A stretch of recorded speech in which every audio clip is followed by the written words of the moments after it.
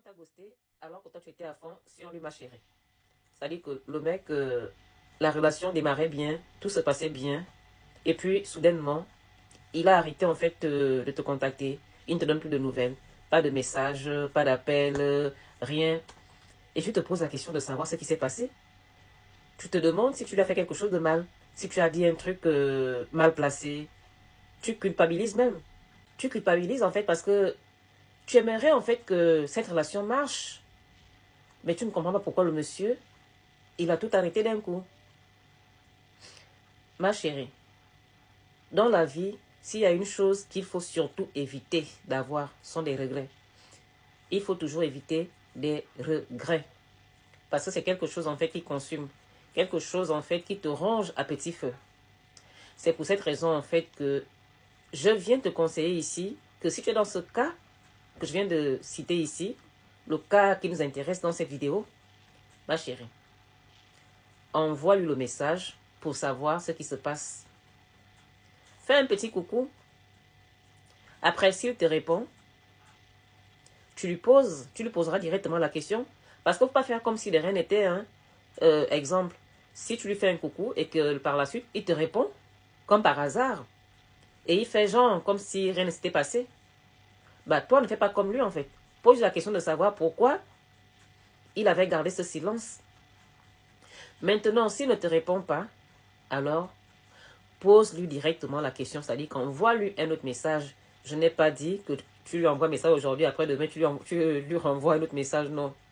Tu envoies un message aujourd'hui, s'il ne te répond pas par exemple, bah tu laisses même passer 2 semaines, tu verras, peut-être qu'entre-temps, il va te recontacter. Sinon, après 2 semaines, 3 semaines par là, franchement, pour libérer ton petit cœur, envoie-lui le message en lui posant directement la question de savoir pourquoi il s'est éloigné de toi.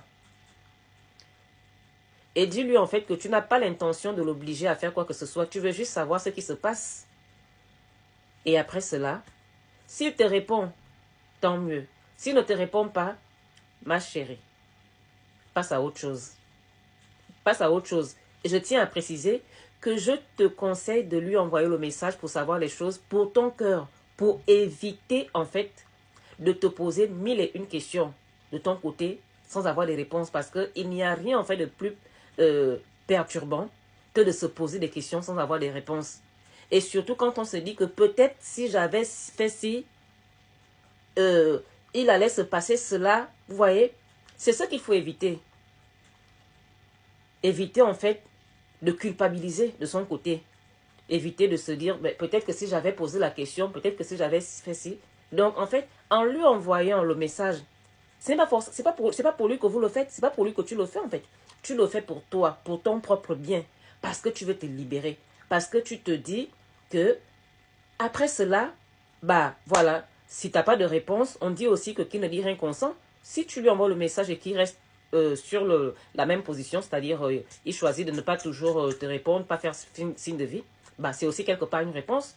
Donc à partir de cet instant, tu comprendras en fait que tu dois tourner la page. Tourner la page et ne plus parler de lui. C'est de ça dont il est question. Donc voilà, stratégiquement, parce que la vie, c'est la stratégie.